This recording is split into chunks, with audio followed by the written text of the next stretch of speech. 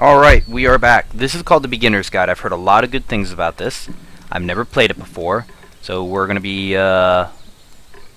getting a lot of cool things going on here.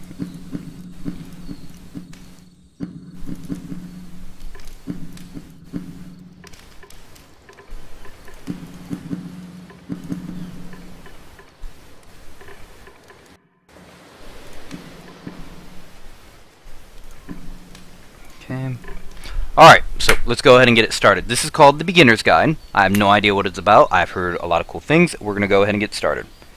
And let me make sure that... Okay, we're good.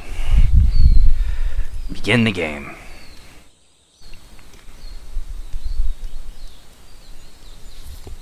Audio is on. Is the audio good, Maddie?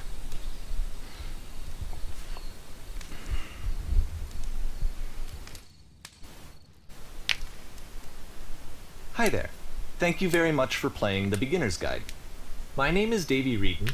I wrote The Stanley Parable, and while that game tells a pretty absurd story, today I'm going to tell you about a series of events that happened between 2008 and 2011. We're going to look at the games made by a friend of mine named Coda. Now these games mean a lot to me. I met Coda in early 2009 at a time when I was really struggling with some personal stuff, and his work pointed me in a very powerful direction. I found it to be a good reference point for the kinds of creative works that I wanted to make. So just to start you off, this is, I think, the first game he ever made. It's a level for Counter-Strike. You can walk around here, by the way. And mostly it's just Coda learning the basics of building a 3D environment. But what I like is that even though he starts from the simple aesthetic of a desert town, he then scatters these colorful abstract blobs and impossible floating crates around the level. And of course, it destroys the illusion that this actually is a desert town, and instead this level becomes a kind of calling card from its creator. It's like a reminder that this video game was constructed by a real person. And it kind of makes you wonder, what was going through his head as he was building this? This is what I like about all of Coda's games. I mean, not that they're all fascinating as games, but that they are all going to give us access to their creator. I want us to see past the games themselves. I want to get to know who this human being really is. And that's exactly what we're going to do here. So, it's 2008, Coda starts making these games, and he never releases any of them. He doesn't put them onto the internet, he just makes them and then immediately abandons them, and they sit on his computer forever. And I think he really understood this image of himself as a recluse. At one point, he jokingly renamed his computer's recycling bin to Important Games Folder. So, you know, this was just how he worked. He tended to crank them out one after the other without even really pausing to try to understand what he had just made, until suddenly one day, he just stopped. In 2011, that was it. He made his last game, and then he hasn't made another one since. And that's why I've taken this opportunity to gather all of his work together, is because I find his games powerful and interesting, and I'd like this collection to reach him, to maybe encourage him to start creating again. And if the people like you who play this also happen to find his work interesting, then I'm sure it'll just send that much stronger of a message of encouragement to Coda. So thanks for joining me on this. If you have a particular interpretation that I haven't mentioned here, or if you just need to get in touch, you can email me at daveywreden@gmail.com. Okay, that's about it for introduction. Let's take a look at Coda's first proper game. As each game is loading, I'll show you the date that it was completed. This first one was made in November 2008.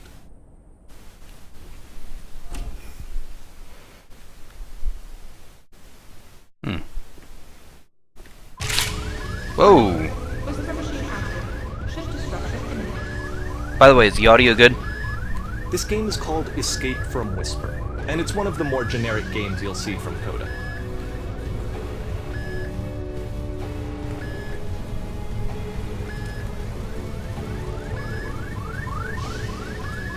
You can click to fire the gun.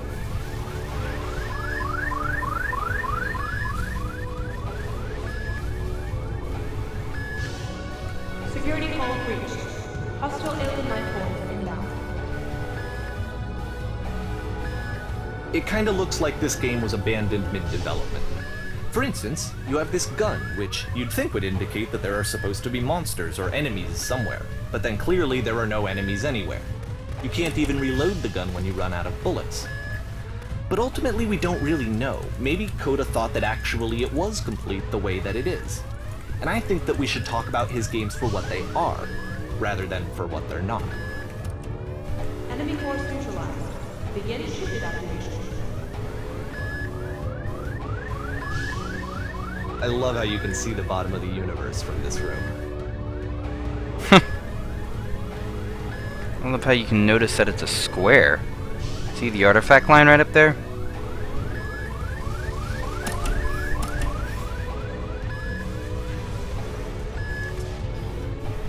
Washa! Apparently the space station has a labyrinth on it. Sure, I don't know. There's really no reason for it that I've ever been able to discern, so in the interest of time, I'm just gonna skip you on past it. What? Okay, this is the part that's interesting. The game has this narrative about the Whisper Machine and how it has to be turned off, and then you get to the engine room. Hey, you there, in the engine room. You could save us all. That beam is powering the Whisper Machine. We could disrupt it by introducing a great enough heat signature. If your body could stop the beam. It's so much to ask, but for all of our lives, would you do it? Could you give yourself?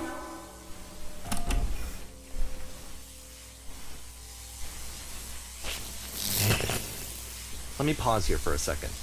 What you just experienced, stepping into the beam and then dying, is probably what Coda had initially intended when he was developing this level. But when he first compiles and plays it, something goes wrong. There's a bug somewhere. And this is what happens instead.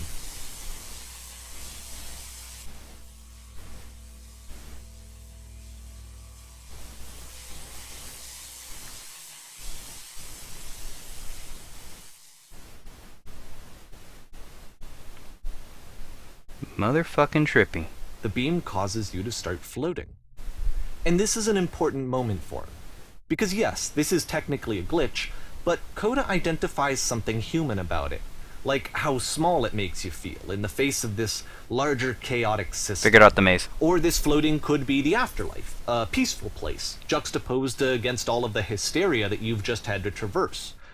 I don't even know. I have no idea what he was thinking, but what's clear is that after making this, something lodges itself in his brain. He wants to do more of these really weird and experimental designs. So he stops work on this and moves on to a stream of tiny little games that go in all sorts of directions.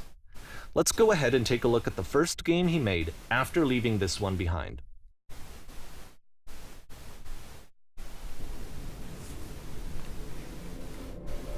The past was behind her. Can't. Nope. Yep, in this game you can only walk backwards. Wow.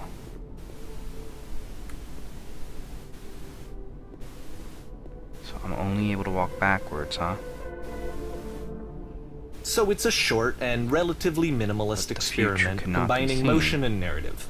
Keep It is less changing. advanced than Why the does previous game, future- but actually it seems to be Why? more focused, more complete. Coda's trying to give it a unique voice rather than simply basing it on a When she pre-existing trope. stops and looks, it becomes clear.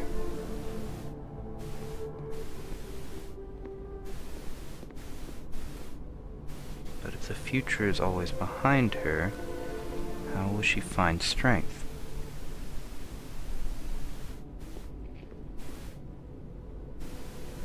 To confront it? It's a short little thought, it says what it wants to say, and then it ends. Didn't need anything more than that. Which to me is why it works, because it gets out quick. Okay, next one.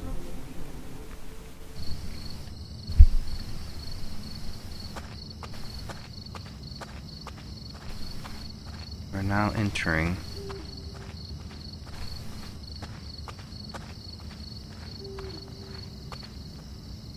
And that's it. Okay, the meaning of this game won't be clear just yet. Please be patient with me for a few more games, and I promise you'll see what makes it interesting. Nonsense. Oftentimes, Coda would put bizarre titles like this one at the start of his games. I wish I'd known him at the time that he was making these early games. He would really only talk to me about his work as he was making it. Once he stopped work on a game, like, that was it. It was dead to him. And I don't agree with that at all, but what are you gonna do? Hey, Maddie, welcome back. This is an amazing, wait. This is amazing. Once you've been slowed to an absolute crawl, the door at the top of the stairs opens. So why, if Coda's not showing these games to anyone, why bother opening the door at all?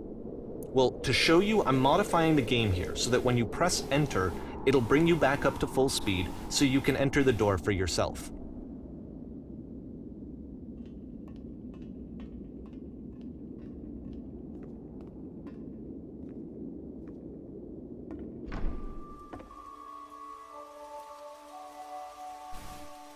Wait, what?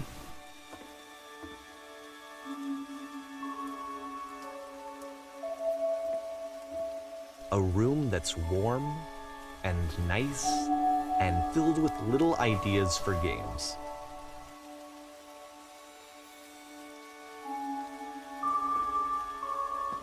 Coda would often tell me that he didn't mind if people thought of him as cold or distant. He said that he knew that he was actually a vibrant and compassionate person, but that it takes time to really see that. It can be a very slow climb to get there. Maddie, give me a minute here. This is a very short game. It's going to take a little while.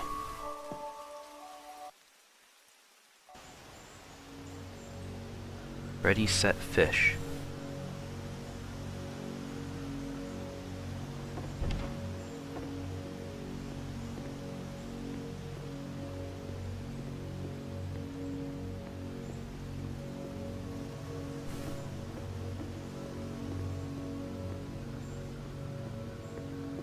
Well, this is new for Coda. It's an actual puzzle. Go ahead and see if you can solve it.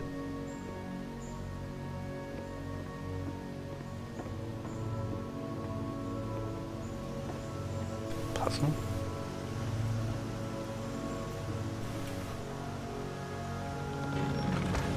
Okay.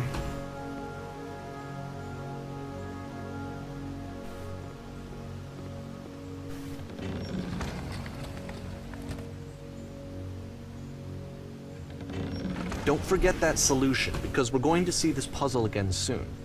We're gonna see it a lot. 3 holes there.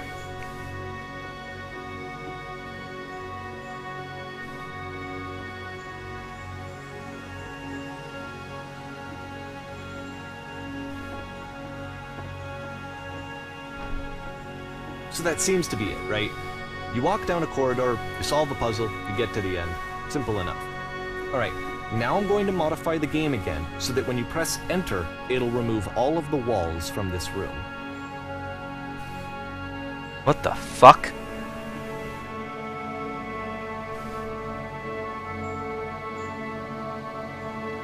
How about that? There was more to it than we had any way of knowing. I actually find it funny that this game comes after the Stairs game, since they essentially convey the opposite idea. So, in the Stairs game, a dull exterior concealed a rich interior. And then, in this level, a dull interior hides this fantastic outer world. Either way, I think that the point is the same, is that most of the time you don't get to know what you're missing, or even that you're missing anything. That's not your role as a player. So if your role here is not to understand, then what is it?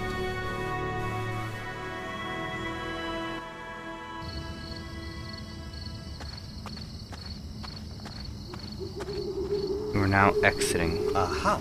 So, this, combined with the entering game from earlier, tells us that Coda believes his games are connected somehow.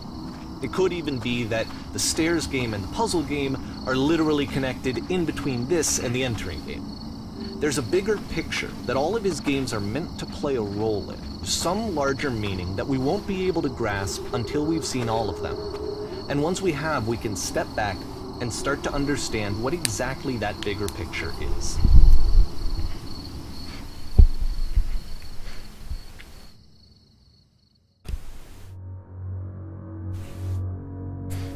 Wait, what? here?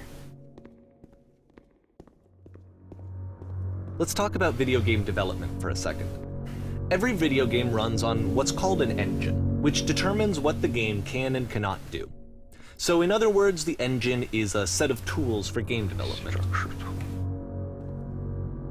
Streetwise fool. To make all of these games, Coda is using an engine called Source. Like all engines, Source has certain things that it does well, and it has certain things that it does poorly. One of the things that it does very well is boxy linear corridors. That's why so many of Coda's games are set in these large, flat, empty rooms, is just because he's working with what the engine does well. I knew that about Source, said it. The tools available to the creator shape what kinds of creative work they're going to end up making. You might consider paying attention to the architecture in Coda's games, to notice how they seem to stem from an engine that's very good at producing sharp linear, edges. boxy corridors. Yeah, not a sharp edges, no kind of roundness to them, square lights, you know, bathroom seat like that. Source Engine doesn't do round really well. Can do it decently, you just kind of see the stuff on it. Hey, what's going on there, Bradley? This is a really good game. You should go back and rewatch the trailer to this, dude, or better yet, buy it. It's like $7.99, dude, and this has been fantastic.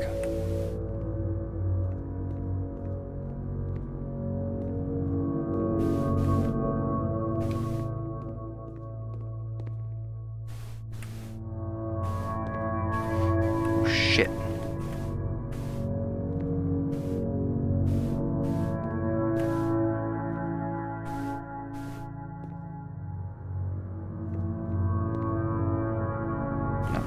No. Oh.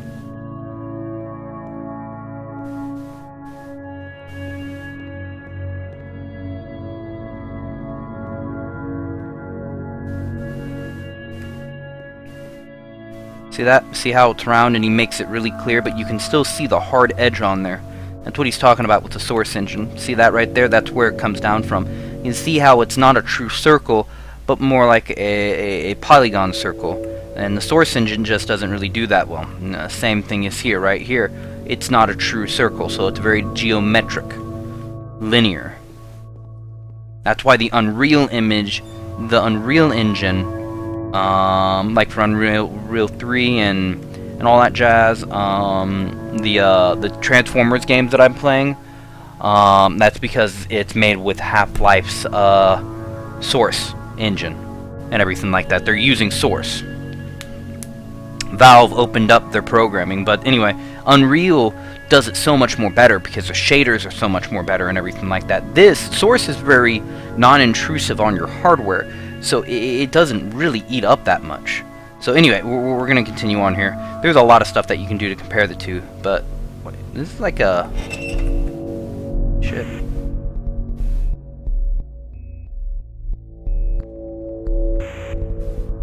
Let's see. This is a cattle.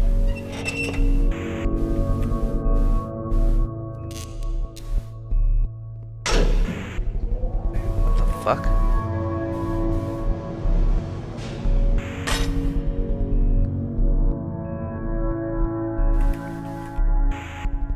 That way.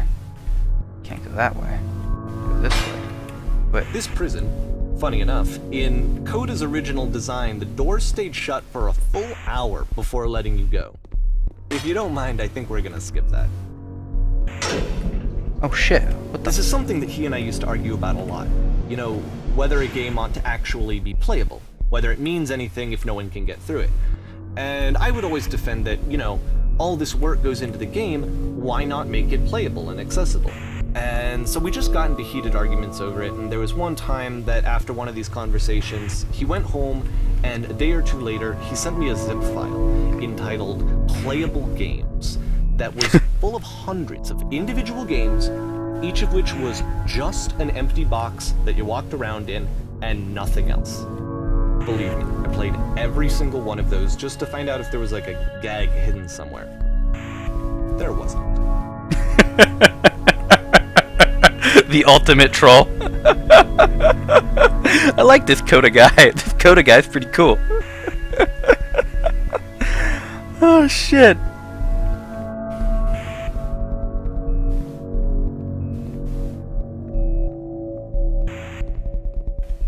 See, here's another. See the light source where there's no light source from there? That's because the shader's kind of bleeding through on it. See, it's all outside right here. That's normal for programming. Well, there's that 3 holes again. That's pretty common. It's the puzzle again, with the exact same solution as the last time. Yeah?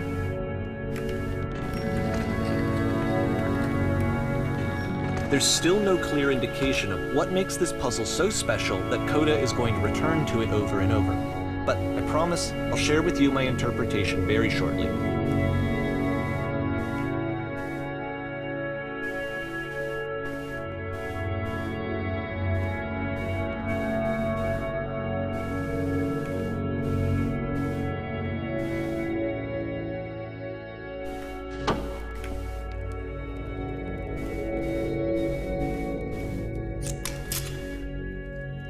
You there, did you Here, come up from Coda above? begins using a kind of What's up there? dialogue system that he fashioned out of the engine's chat capabilities.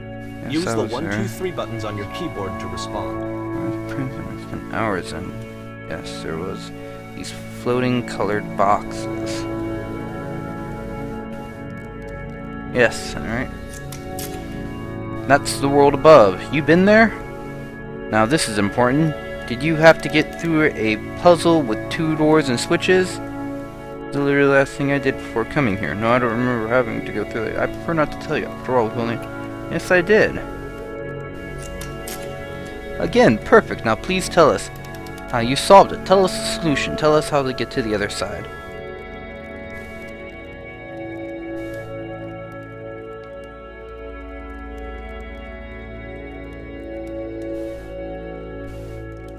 Interesting. I didn't solve it. Someone else let me in.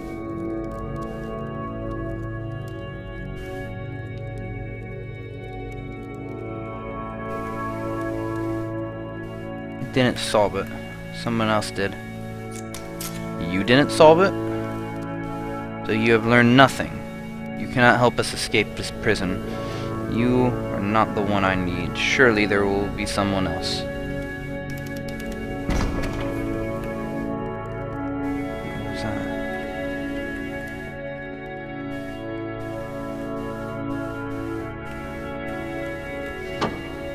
What the fuck? Hello, how did you get here? Was there a puzzle you had to pass through? You want to know how to solve it? I've been here this entire time. I suggest you go see the puzzle sometime. It's not meant to be solved, but you can sit in the black space in the middle. What happens if I solve it?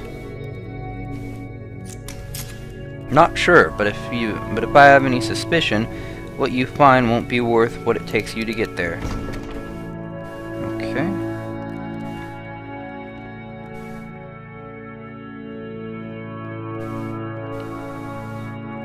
And so we make one last descent down to the final floor of the level.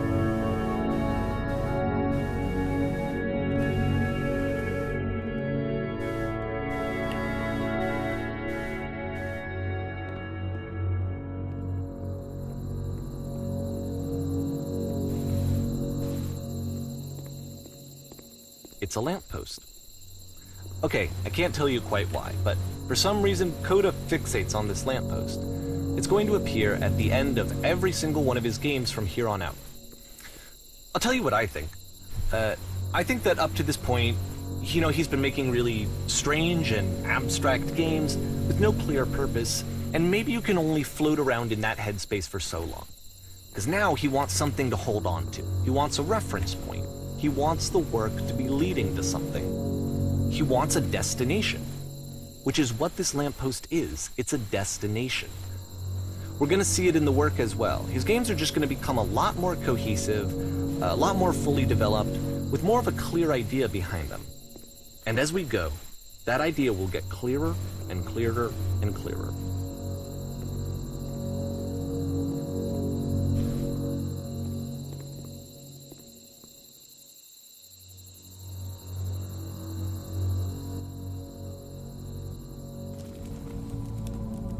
This game is connected to the internet. As you walk around, you can leave notes.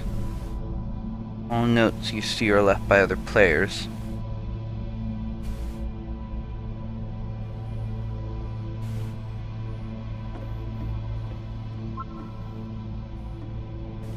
Nice room. Not.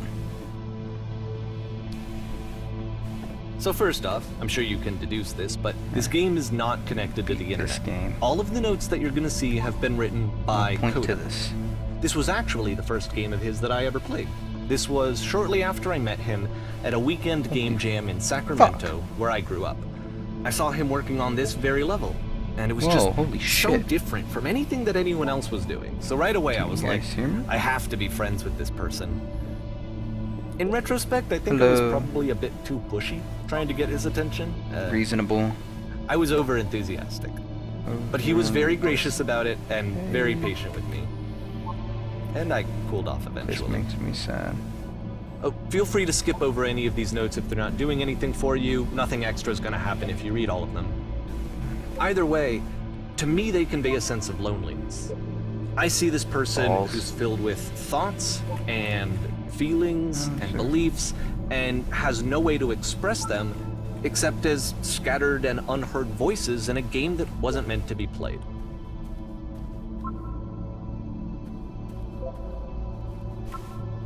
But it's ironic, isn't it? That in playing this game and seeing how alone Coda often felt, that we get to know him better and actually kind of connect with him. And I have to be honest with you, this idea is really seductive to me. That I could just play someone's game and see the voices in their head and get to know them better and have to do less of the messy in-person socializing. I could just get to know you through your work. I think this is why I always liked Coda's games so much, is because it felt like they let me have that connection. I felt as though he was inviting me personally into his world, Nothing will ever be as mistress and then of I that. feel less lonely too. I never want to see again if nothing will ever be beautiful. I'm trying to rip my eyes out. Holy shit.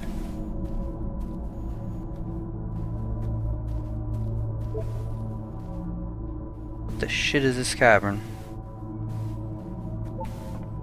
Boring. I can assure you, guarantee that there is an acorn somewhere here in this place and the sailor they're looking for. You guys just looking for someone to talk with. I refuse to believe. Butt ass butt. Butt ass butt. I need to go to the frickin' bathroom. Recognize me, please. Nothing left here. Go back. Don't listen to that guy. A free t-shirt. I need to go outside of the door, so why? Door, how to open. Open sesame. Make games, include doors, cannot open doors. Thanks. Thanks. Just keep it. Someday I will meet the person who made this. I help people in... New room.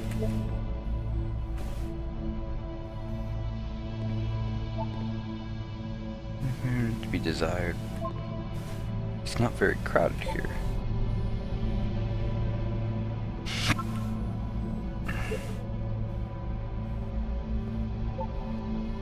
You can go in here, I think.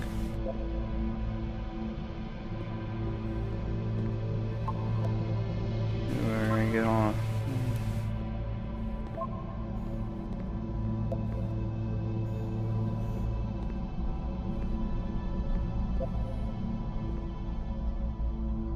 Jump together. Cabbage shapes our nation. My cabbages! What is that painting? Hey, don't talk to me that way. Very good game.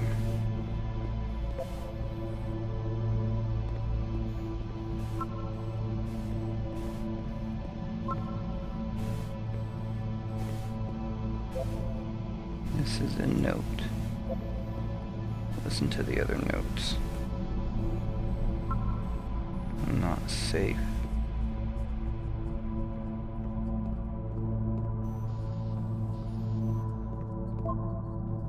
Stop faking it.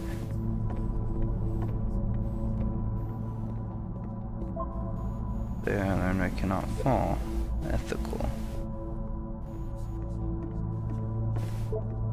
Painting, what does it mean? Art. You made this as issues.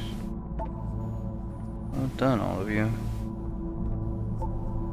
Saw a person walking down there.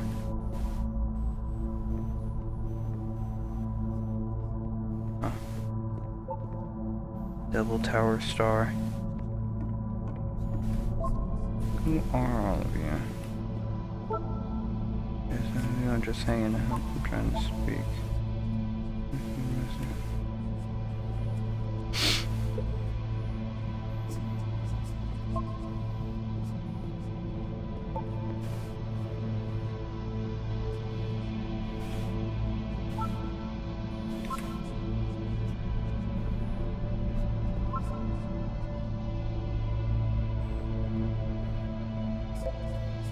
Tower Star.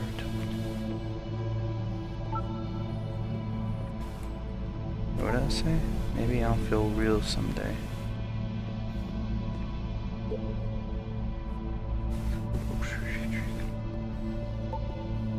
I'm here now. Yeah, we're all here now. Be a reason for it, though. This terrible secret he kept it well. I beat the game. More room? At the end of this level, we're going to see the puzzle again. And here, I'll tell you what I think the puzzle means.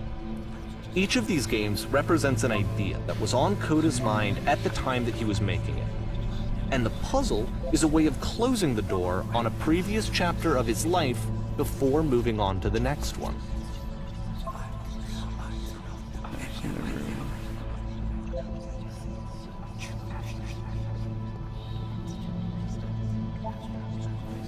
In each of his games, after exploring a theme that, he might find difficult, Coda can then place this puzzle that he knows has a reliable solution, he understands exactly how it works, and so it gives him a simple mechanism for moving on.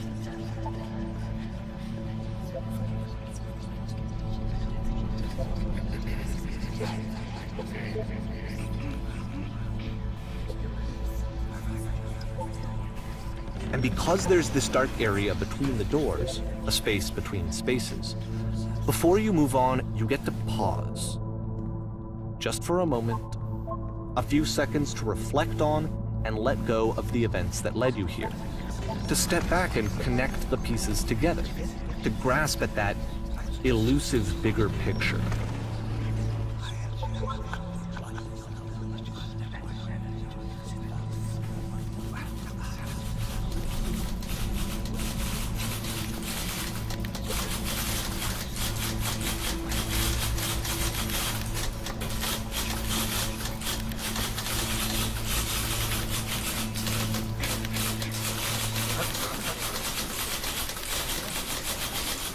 Please, if you need anything, please talk to me, please.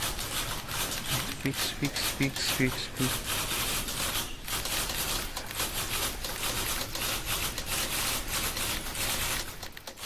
Shit! Horn stars die too.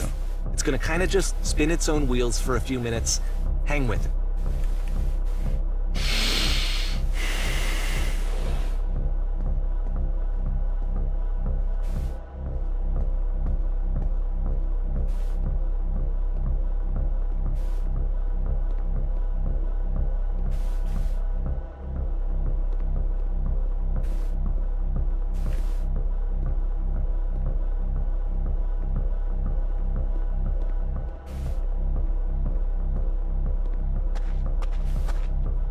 See, this is it. The whole game. And there's nothing that's particularly interesting about it. You just walk to the end of a hallway. Except, for some reason, Coda gets really fixated on this prison that has all of this modern furniture.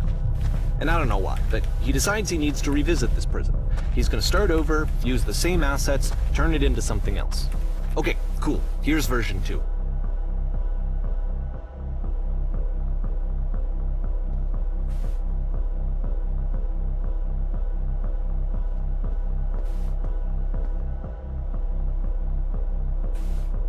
Put a giant hole in the ground. Wait, what?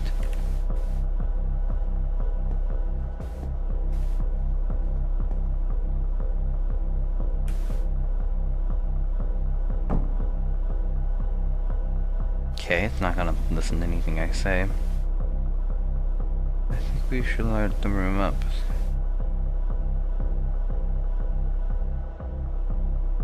No, it's number 1.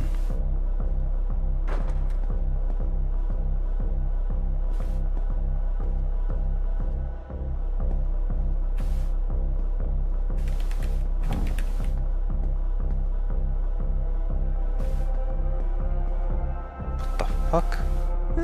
There's a bit more to this one, but still, it's not really communicating anything. It's kind of just weird for weirdness' sake.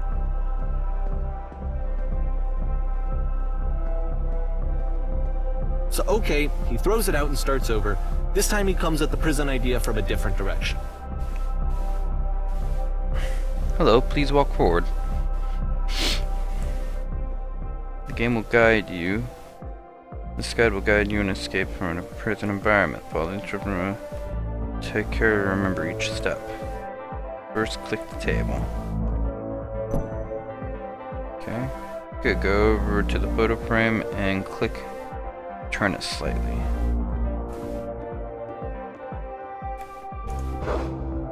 Now turn the floor lamp in this room off and then turn it back on.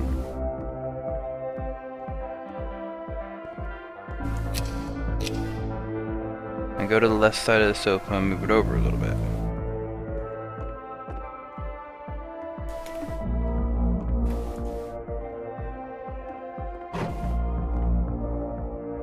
Finally touch the shelves. That's it. In a real prison, the escape will now. In a real prison, return to the start. Be taken back to your prison.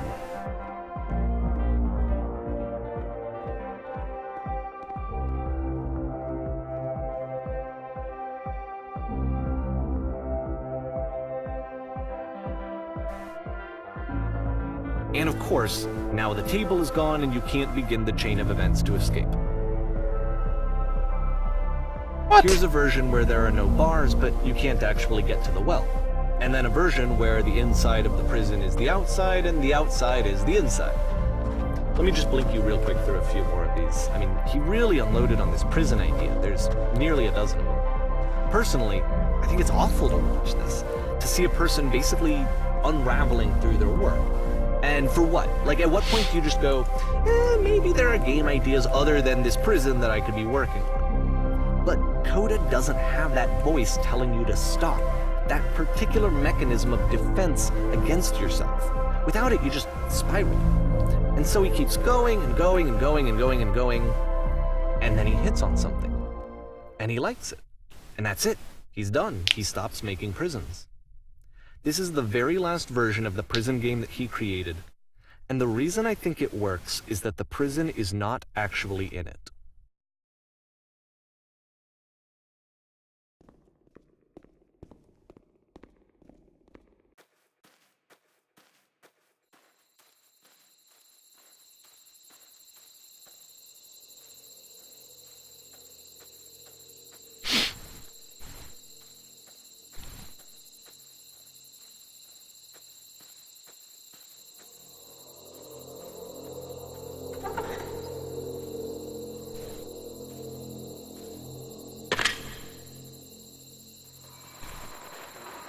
Hello?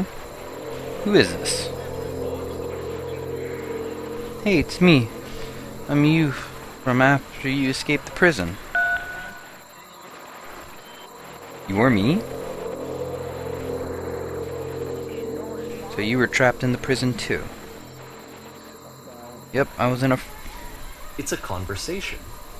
And so this is what Coda wants, is to be able to talk to someone, to share what's on his mind, and to get some good advice from someone who knows. But the irony is that even in this scenario, you're still talking to yourself. You know, all of these games so far are Coda talking to himself.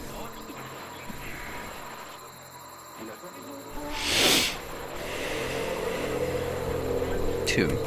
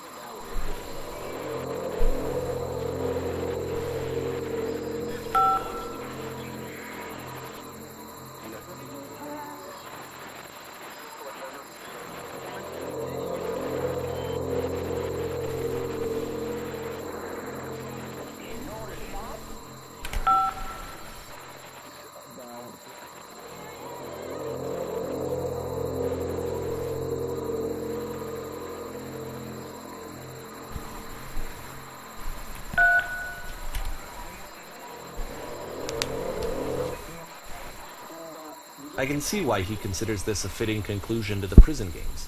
After all of the obsession and frustration, just to be told by someone you can trust that things are going to be okay. Wouldn't that be nice? No. So what would it look like if Coda wanted to make a game about talking to someone other than himself?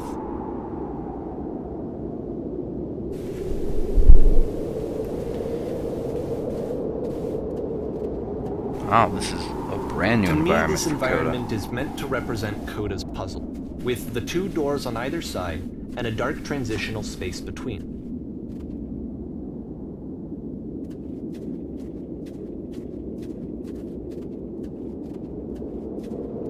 Fuck that house. Just so you're aware, nothing will happen up here until you've been inside the house.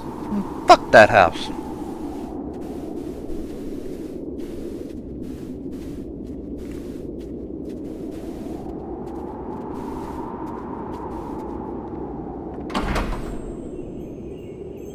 Told you to fuck that house. I don't like this house. Too many damn windows. Oh shit.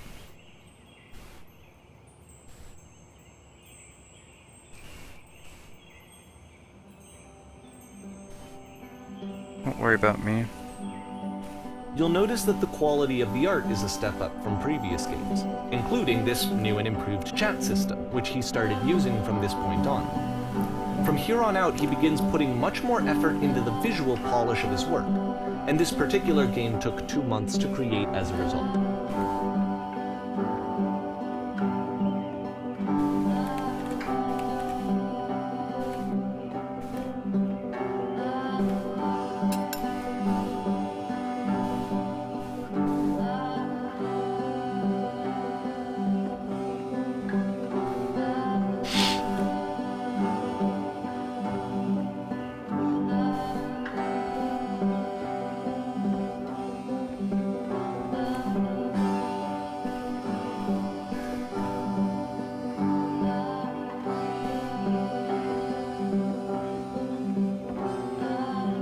Oh, there it is.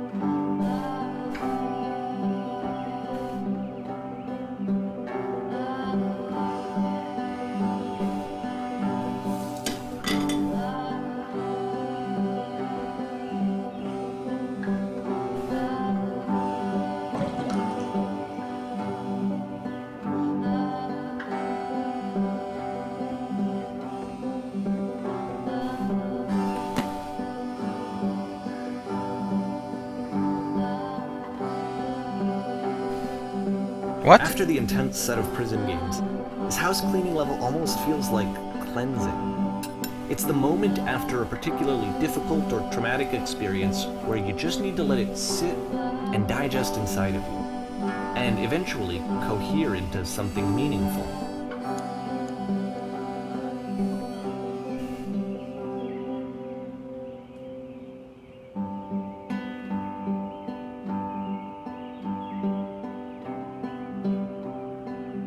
I know that Coda really liked this game.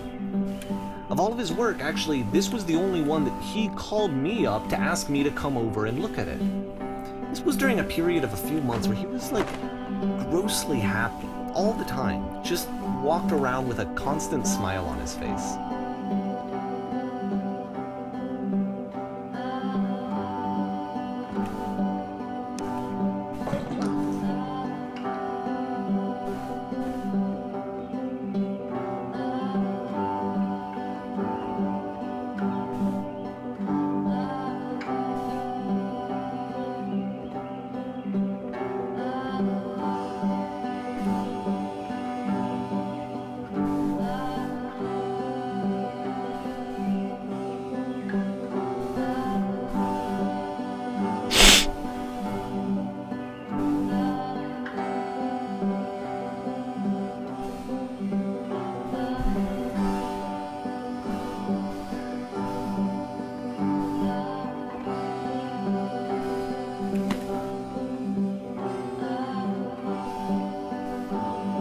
I'm glad he made this.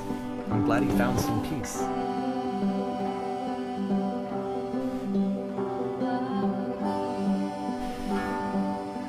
But, of course, it can't last. The music stops, your companion is gone, it's time to leave. The door at the top of the hill is now open as well. Again, you can't stay in the dark space for too long. You just can't. You have to keep moving. It's how you stay alive.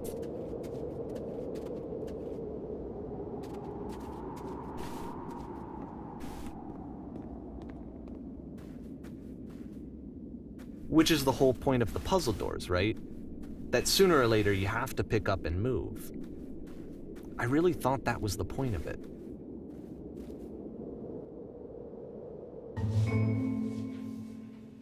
This one Item do gets a love bit at members goofy. only prices.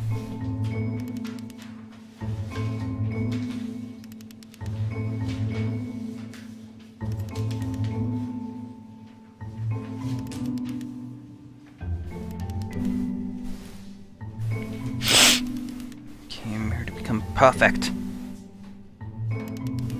Workshop's going to teach you how to be perfect.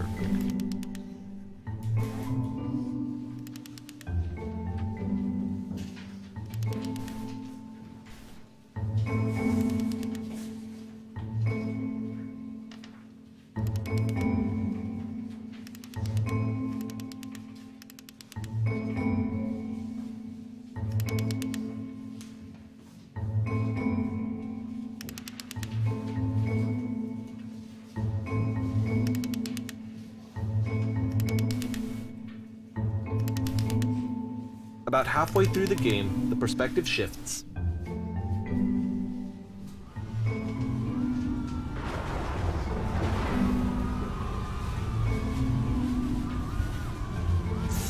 And you play as the teacher.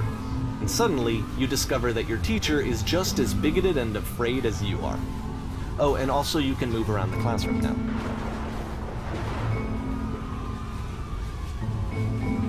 Interesting.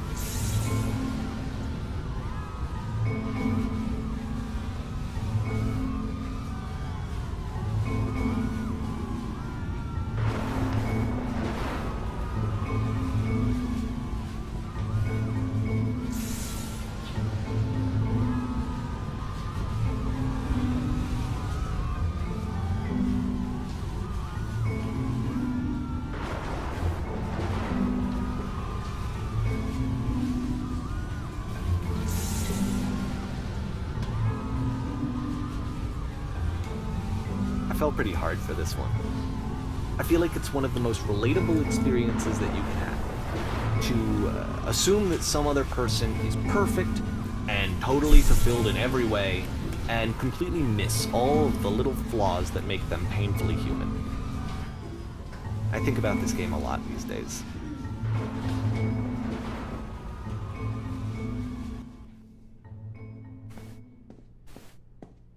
This one took a lot longer than all the others for Coda to make. It was 4 months between this and the last one. That's twice as long as it took him to make any other game before this, and it's not like it's particularly complex, so I remember I found that a little strange at the time.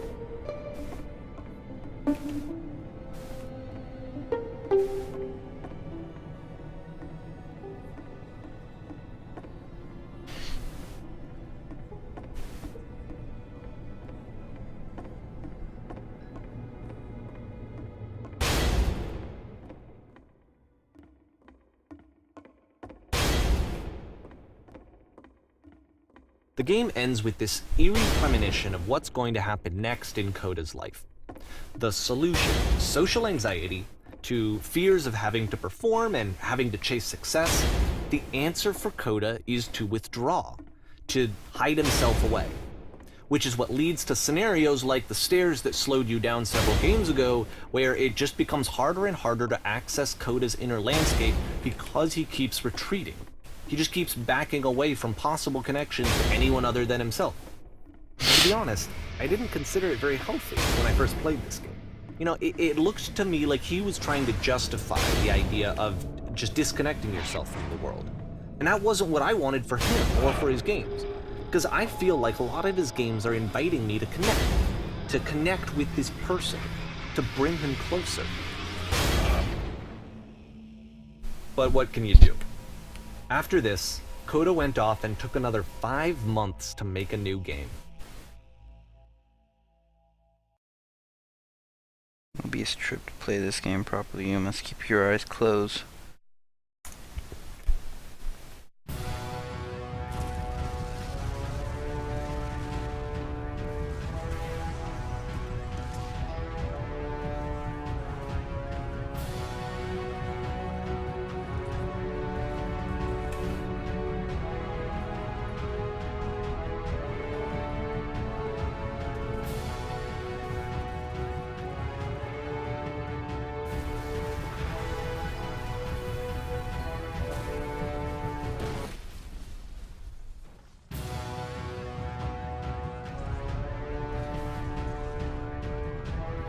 You should probably open your eyes if you haven't already. It's pretty much impossible to solve otherwise. And there is a solution, by the way.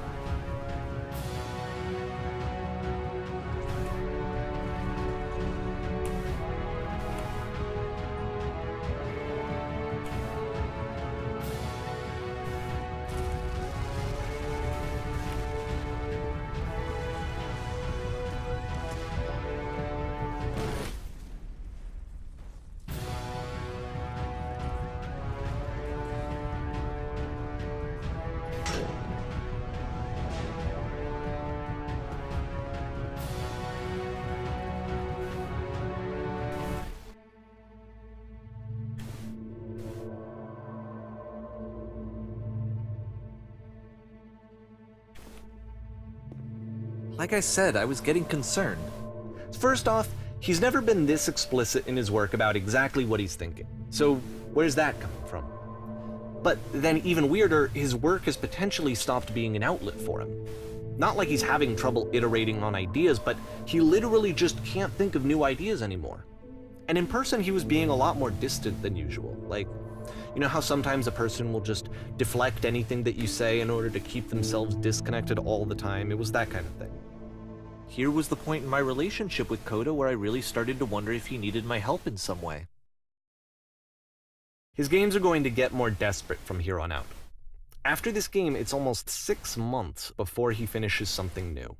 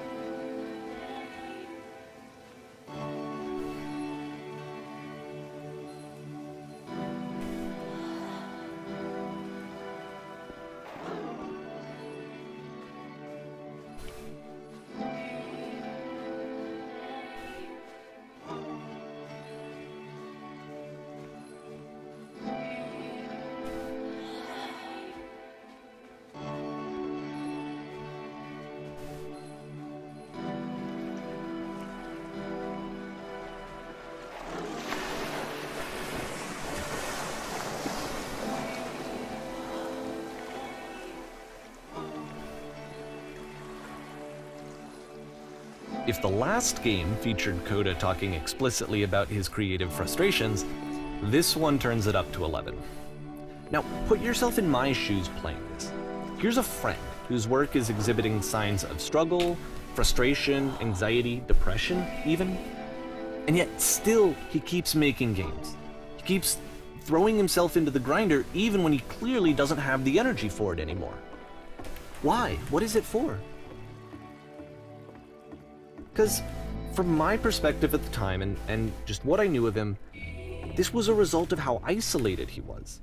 He was in his own little bubble, just sitting at his computer all day, not really showing these games to anyone, not releasing them onto the internet, and so he didn't have anyone outside of himself to connect with. He had no outlet to ground himself on.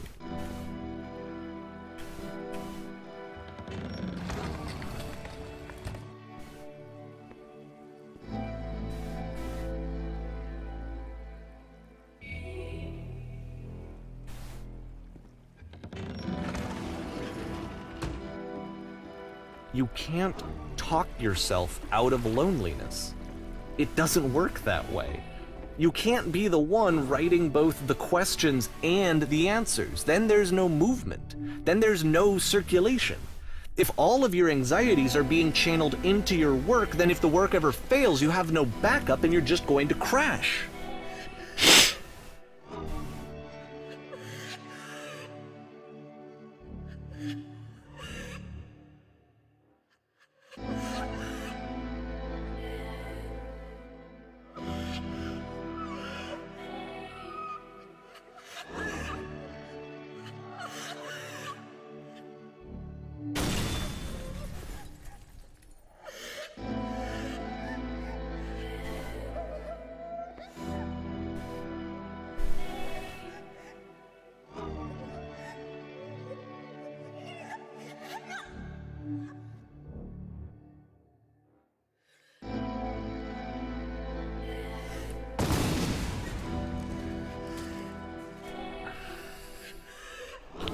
Seeing this game at the time that he made it, it looked really unhealthy to me.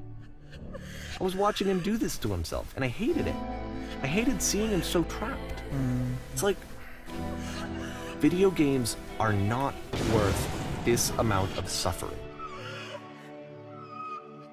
This is someone I really cared about, and I used to get so much joy out of seeing him create. For him to suddenly become angry and frustrated like this, it was the worst thing for me.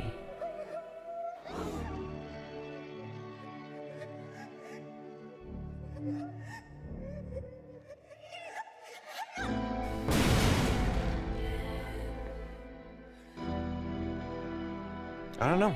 This is what I felt at the time. I don't know how else to explain it. I wanted it to stop more than anything. I had never felt so rotten. I needed more than I had ever needed anything for this to stop. But it didn't stop. After finishing this one, Coda takes another 7 months and comes up with a new game.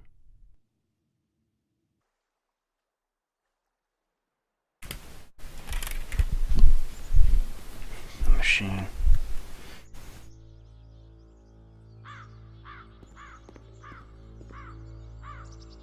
I'm glad to see it right. Capture the machine. Waiting for you now.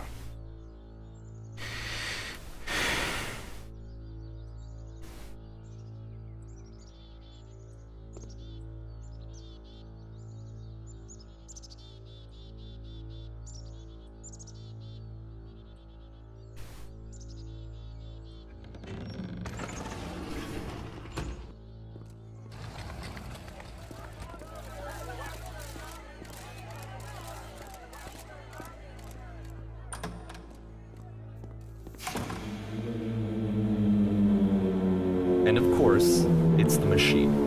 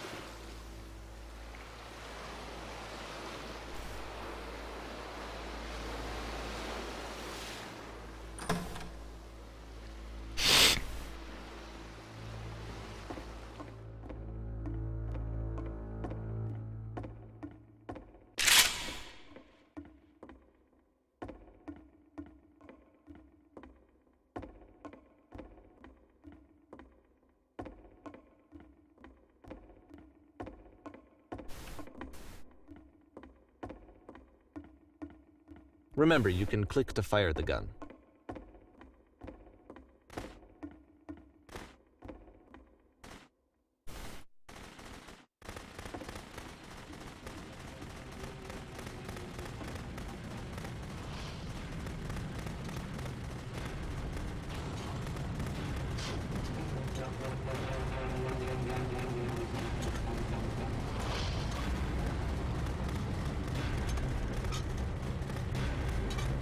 So now the work is becoming self-destructive.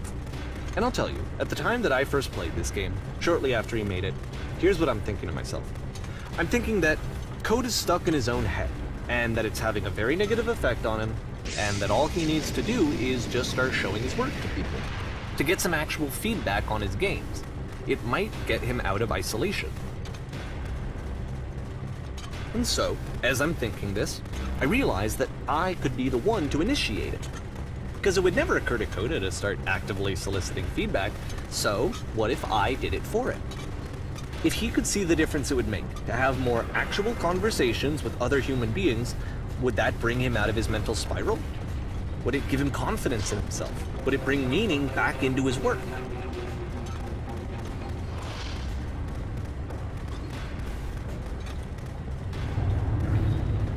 So I started showing Coda's work to people.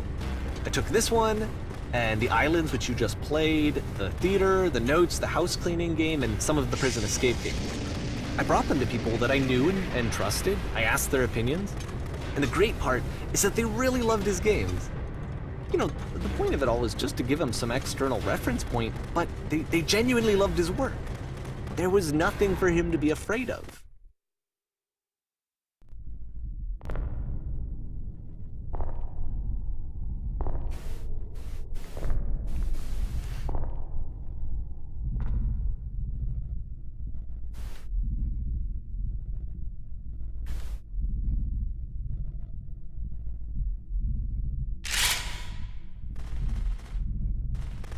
Can you see why I felt like this was the right thing to do?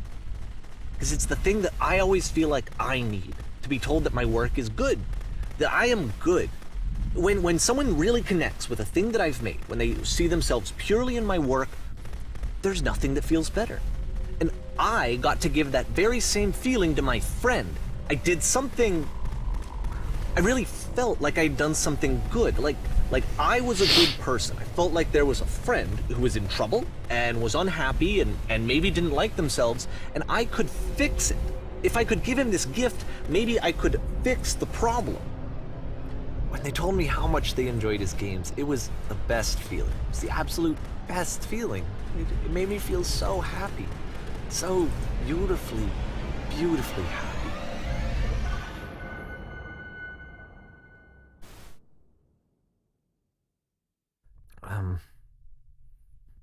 So anyway, Coda finishes this game, and then really he just kind of takes off for a while.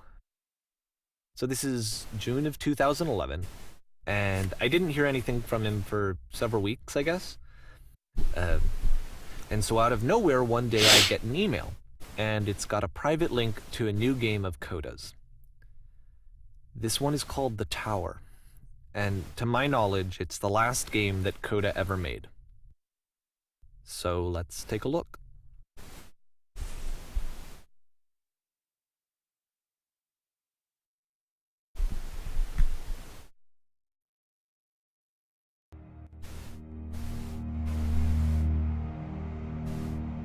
Sorry if I'm not talking much, guys.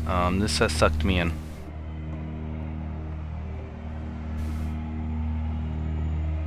And this is where I have trouble saying anything meaningful about Coda's work. Because more than anything else, the tower just feels distant. It feels like it's trying to distance itself from the world. It's a very cold game.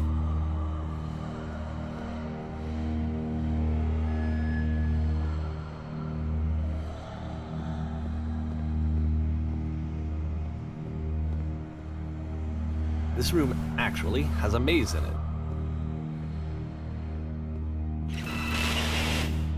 Except that all the walls of the maze are invisible. And then every time you touch one of the walls, there's this awful flashing and noise, so the experience is really miserable. The game goes beyond not being meant to be played, it actually seems to despise the player for trying to play it at all. But I do want to show you the rest of the level, so when you're ready to continue, press enter and I'll put a bridge over the maze.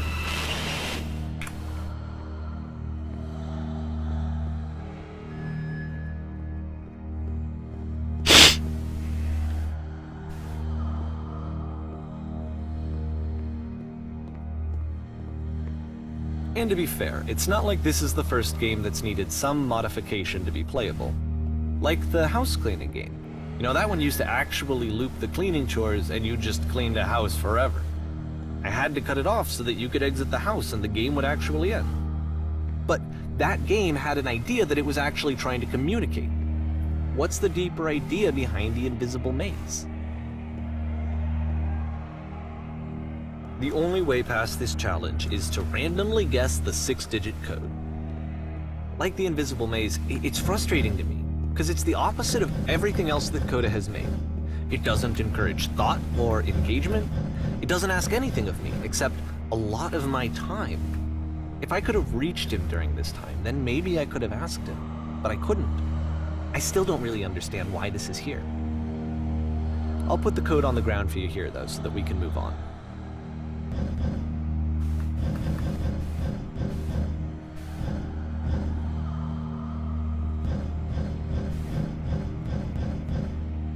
Damn it.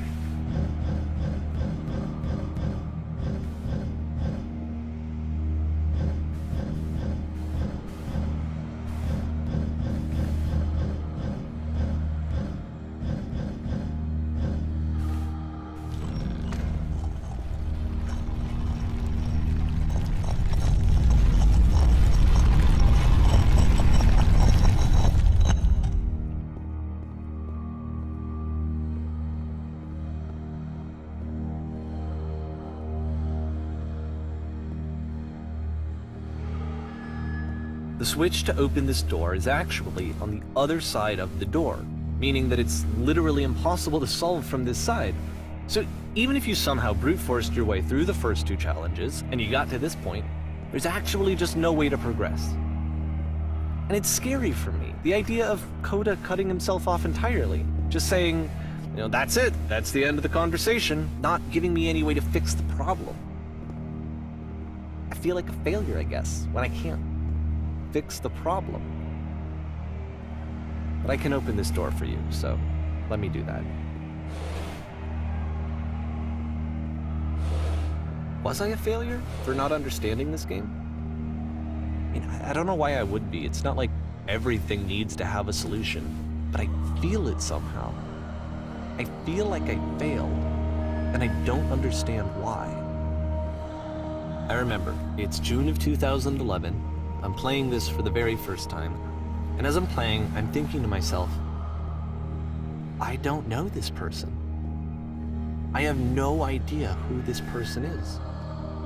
It wasn't the guy I knew, it wasn't my friend. I had come to so many conclusions from looking at all of his work up to this point, and then suddenly none of them... I had been trying to, though. That was the thing. For years I was trying to get to know him, to understand who he actually was and what he stood for. I asked him so many times to please just tell me what his games mean to him. I asked him please to tell me what the 3 dots mean. And he wouldn't.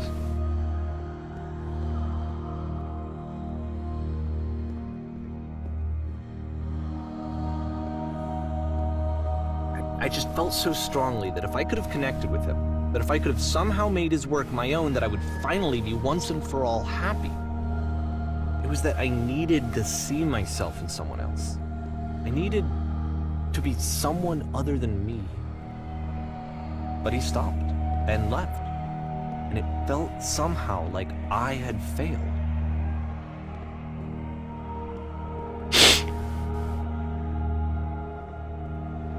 Where did I screw up?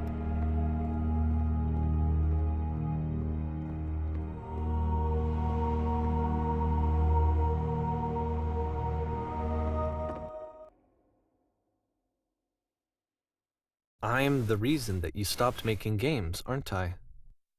It's because of what I did. I poisoned it for you.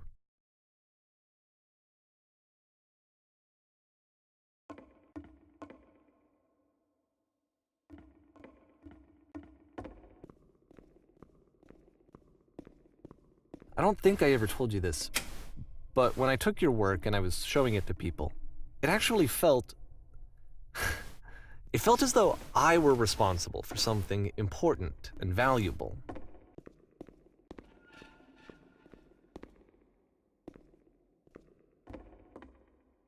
And the people who played them, they treated me like I was important. They really listened and cared about what I had to say. Even though I was showing your work, I felt good about myself. Finally. For a moment, while I had that, I liked myself.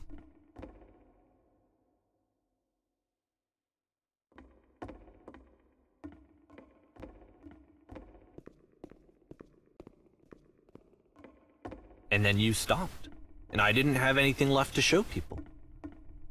I just had to be with myself. And as soon as that happened, there was no feeling at all. Nothing. Less than nothing. What does that mean?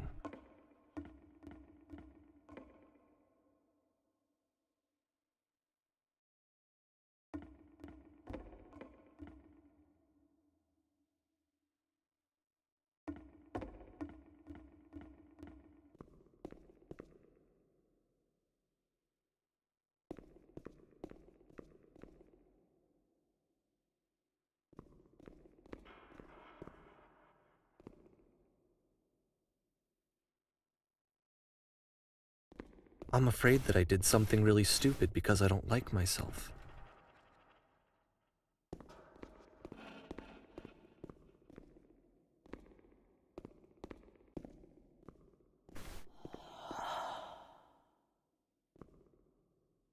That's why I'm releasing this collection of your work, is because I haven't been able to find any other way to reach you. I've tried everything. And so a part of me has hope that if I put this compilation out into the world, and if I put my name on it, that maybe enough people will play it so that it'll find its way to you, so that I can tell you that I'm sorry. I know I screwed up. If I apologize to you truly and deeply, will you start making games again? Please, I need to feel okay with myself again. And I always felt okay as long as I had your work to see myself in. I mean, is something wrong with me? Because I know that I did an awful thing, and I'm doing it again right now. Like, I'm showing people your work, but I can't stop myself from doing it. That's how badly I need to feel something again, like I'm an addict. There has to be something wrong with me. Can I apologize? What if I tell you I was wrong? Will that work? Will that fix it? I don't know. I don't think it will, but there's nothing else that I can do. Just tell me what you want. I'm sorry. I'm sorry. Please, start making games again. Please help me. Please give me some of whatever it is that makes you complete. I want whatever that wholeness is that you just summoned out of nothing and you put into your work. You were complete in some way that I never was. I want to know I want to know how to be a good person. I want to know how not to hate myself. Please. I'm fading, and all I want is to know that I'm going to be okay.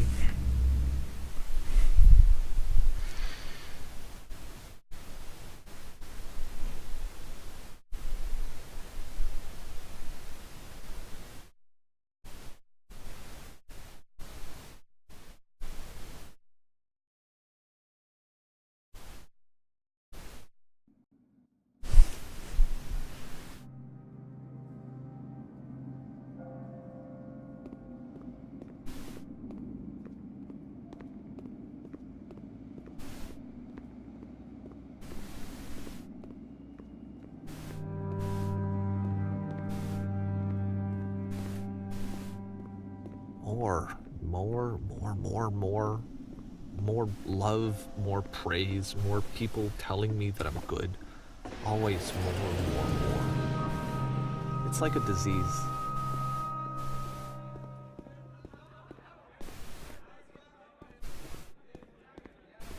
Solution.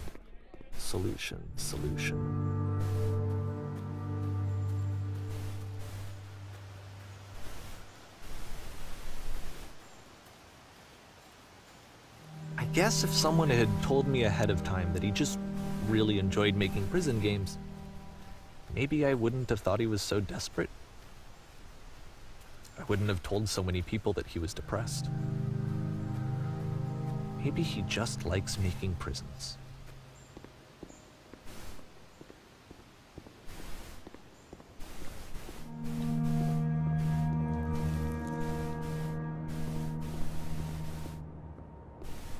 Even now, the disease is telling me to stop. Don't show people what a shitty person you are. They'll hate you.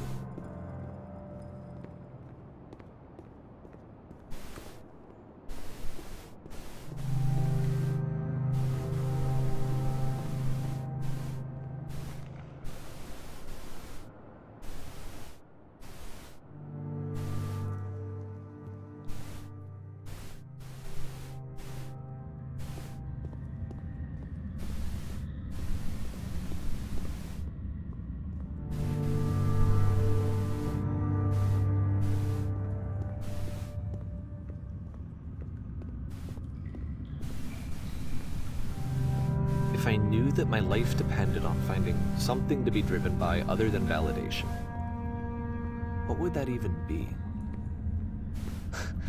It's strange, but the thought of not being driven by external validation is unthinkable. Like, I actually cannot conceive of what that would be like.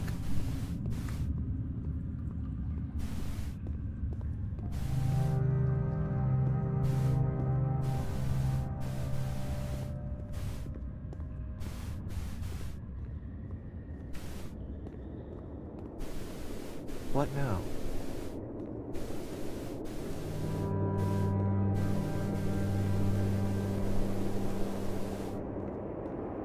I think I need to go. And I'm sorry, because I know that I said that I would be here and I would walk you through this, but I'm starting to feel like I have a lot of work to do.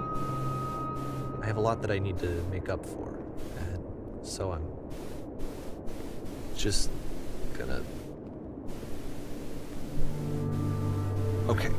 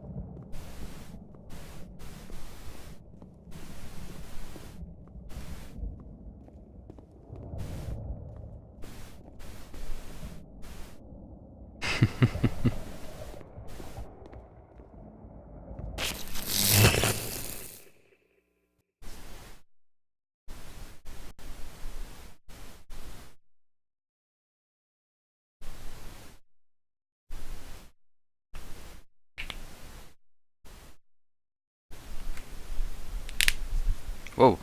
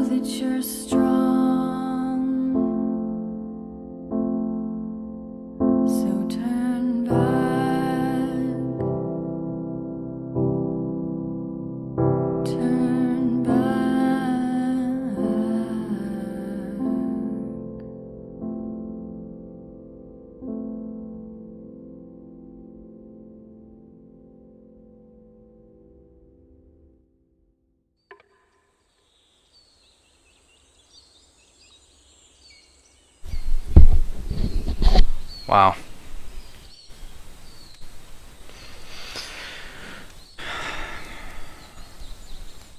Wow.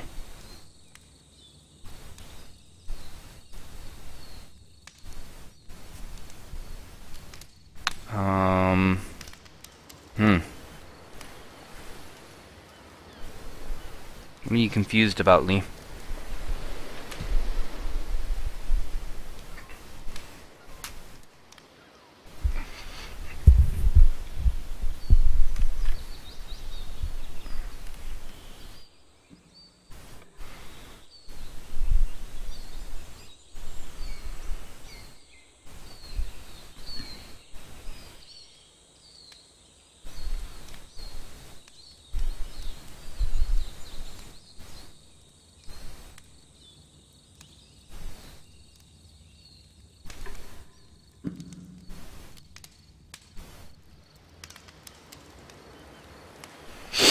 What confuses you about the end?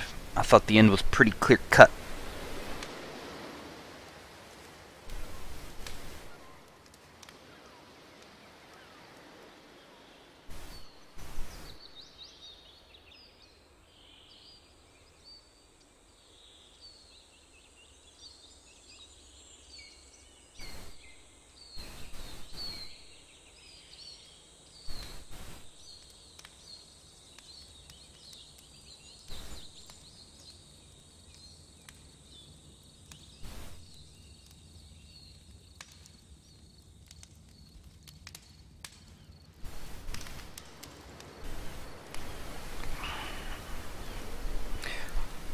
If you're confused about it, about the maze of it just being the maze, the whisper guide, that whisper engine thing, the whisper room, when he floated up into space, kind of a wonderment of how he saw everything from a very large point of view, that you could do a lot of things like that. So it was retrospect, and that when you went into it and you went out from it, you see the main character's outlook of the whole thing, of how he feels about it. It's a maze, and there is no exit. There is no way out of it. He has no idea how to get through it. That's how the situation is left.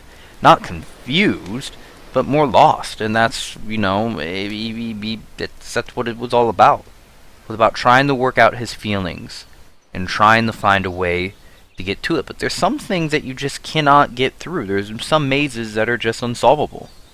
And this is an unsolvable maze. You just cannot get through it. That was the whole point of the tower.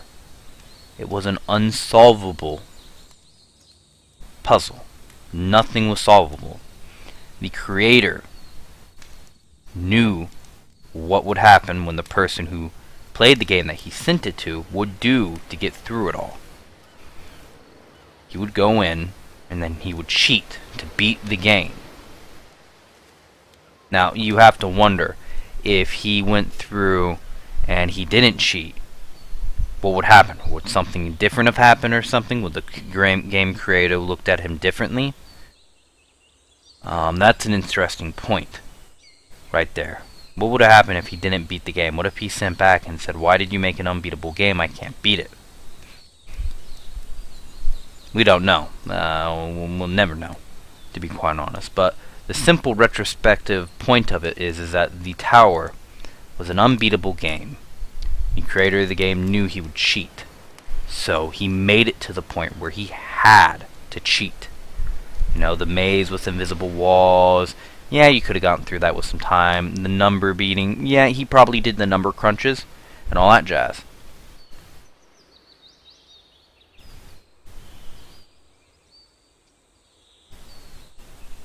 Well, that's what he did.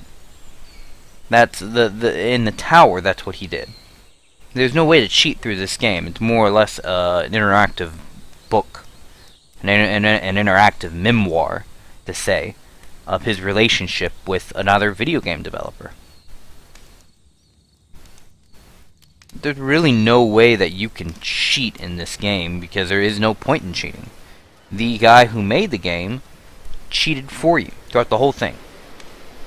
You know, he does everything. He does all the programming.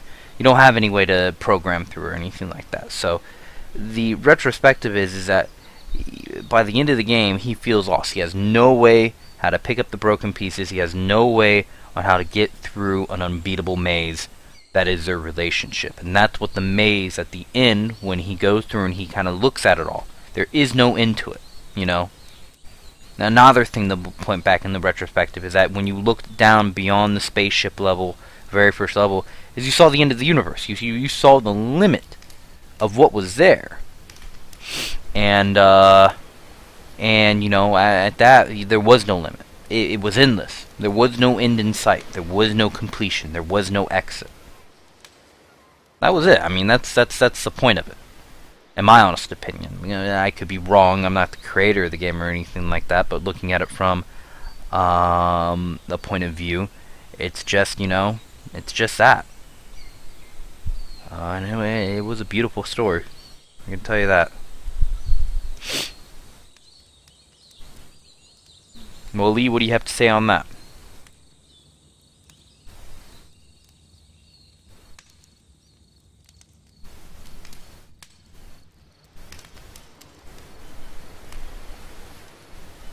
Lee?